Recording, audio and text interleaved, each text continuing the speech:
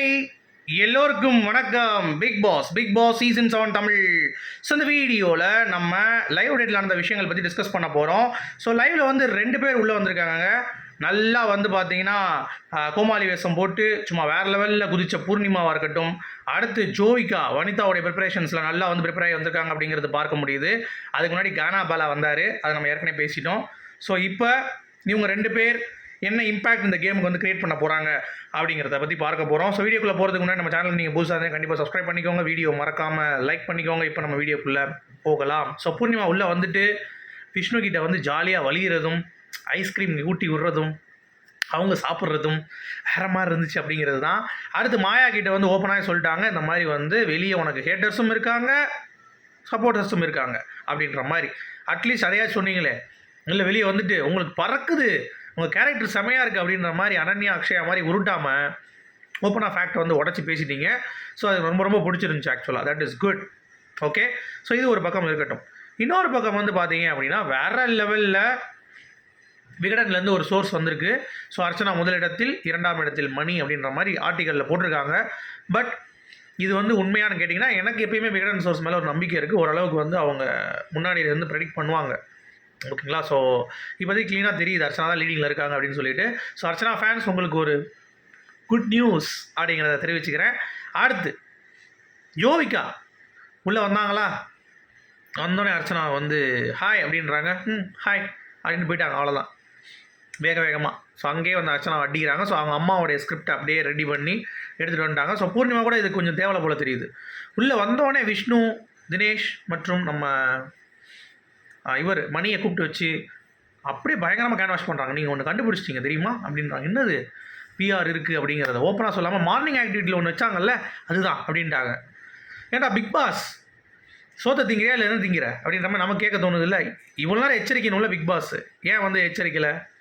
அப்போ ஏதோ ஒரு தப்பு நடக்குதுல்ல. அப்போ பிக் பாஸே ஒரு பிளான் அஜெண்டா ஒன்று பண்ணுறாங்க, வெளியே இருந்து கொடுக்கணுன்ட்டு. ஸோ கொஞ்சம் புஷ் பண்ணணுன்ட்டு. ஸோ அப்படி பண்ணி பார்க்கும்போது மணிக்கும் மாயாவுக்கும் செகண்ட் பிளேஸில் டஃப்பாக இருக்குன்னு சொல்கிறாங்க. ஸோ மாயா என்ன தான் புஷ் பண்ணலாம், ரன்னுக்கு தான் நீங்கள் புஷ் பண்ண முடியும், வின்னர்கிட்ட புஷ் பண்ணுவீங்க. அப்போது எல்லாரோடைய ஓட்டும் சேர்ந்து பண்ணலாம். இன்னொன்று தினேஷ் இப்போ ஏற்றி விட்டோன்னு வைங்களேன், தினேஷ் ஏற்கனவே காண்டில் இருக்கார், அர்ச்சனாக்கு வந்து பறிபோயிடுச்சு வாய்ப்பு அப்படின்னு சொல்லிட்டு. இப்போ இவங்க வந்து சொல்கிறாங்க இந்த மாதிரி அன்ஃபேர் விஷயம் நிறையா நடந்துருச்சு இந்த சீசனில், இங்கே உள்ளே இருக்கிறவங்களோட வெளியே இருக்கவங்க ஃபேன்ஸ் இருக்குது, நீங்கள் 3 பேர் சேர்ந்து பேசாதீங்க, பின்னாடி பேசுகிறது வந்து வேறு மாதிரி வந்து போகுது அப்படின்ற மாதிரி அவங்க பண்ணுற நெகட்டிவ்ஸ் எல்லாத்தையும் வந்து உள்ளே போய் சொல்கிறாங்க. இது எப்படி அவுட் சைட் இன்ஃபர்மேஷன் இருக்காது? இன்னொன்று பிஆர் பாட்ஸை வச்சு உடச்சார் தினேஷ். ஓகே, மாயாவுக்கு இருக்குங்கிறதையும் உடச்சார் அவர். மாயா ஸ்குவாடாக தான் சொன்னார் மார்னிங் ஆக்டிவிட்டியில், மாயா ஸ்குவாட் தான் சொன்னார். அதையே ஜோவிகா பேசலை. உங்கள் அம்மாவே பெரிய பிஆராக உட்காந்து மாயாவுக்கு வந்து சொம்படிச்சிட்டு இருக்காங்களா, அதையே நீங்கள் பேச மாட்டேறீங்க. ஸோ அந்த கோட் வேறு சொல்லும் பொழுது இந்த பிக் பாஸ் வந்து தூங்க போயிட்டார் போல தெரியுது. சரியா? விஷ்ணு கிட்ட சொல்கிறாங்க இந்த மாதிரி, விஷ்ணு நீங்கள் விளையாடுறதெல்லாம் என்ன நீங்கள் விளையாடுறீங்க, ஒழுங்காக விளையாடுங்க, உங்களுக்கு தான் தெரியுது இல்லை தப்புனா தப்பு, மனசாட்சிப்படி இருந்துக்கோங்க, எதுக்கு வந்து மாற்றி மாற்றி பேசுகிறீங்க, அந்த மாதிரிலாம் தயவு செஞ்சு பண்ணாதீங்க அப்படி இப்படின்றாங்க. என்னமோ இவங்க என்னமோ விளையாண்டு கிழிச்ச மாதிரி. ஏமா நீங்கள் மாயா கூட தான் சுற்றிட்டு கிடந்த, உன் கேம் 3 வாரம் தான், அதுக்கு ஃபுல்லாக மாயா மண்டையை கழுவிட்டா. இங்கே வந்து விஷ்ணு அட்வைஸ் பண்ணுற அளவுக்கு உனக்கு வந்து இதாகிடுச்சு. தினேஷ் கிட்ட வேறு வந்து நீங்கள் கண்டுபிடிச்சிட்டிங்க ஒரு விஷயம், சூப்பர், இப்படி தான் நீங்கள் இருக்கணும், வேறு லெவலில் பண்ணிட்டீங்க, நீங்கள் சூப்பர் கேம் பிளேயர் அப்படி இப்படின்னு சொல்லிட்டு மணி கிட்டேயும் அப்படி தான், நீங்கள் 3 பேர் சேர்ந்து இருக்காதீங்க அப்படின்றாங்க.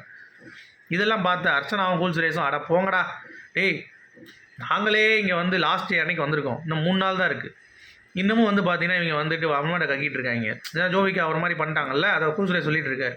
வரப்போகிற கண்டஸ்டன்ஸ் கொஞ்சம் சொல்லி அனுப்புங்க பிக் பாஸ், இது ஃபினாலே, ஸோ ஜாலியாக இருக்குதுங்க, சும்மா வந்துட்டு வன்மத்தை கக்க வைக்காதீங்க அப்படின்ற மாதிரி கூல்ஸ்லேஸ் வந்து அர்ச்சனாக்கு ஆதரவாக பேசுகிறாரு.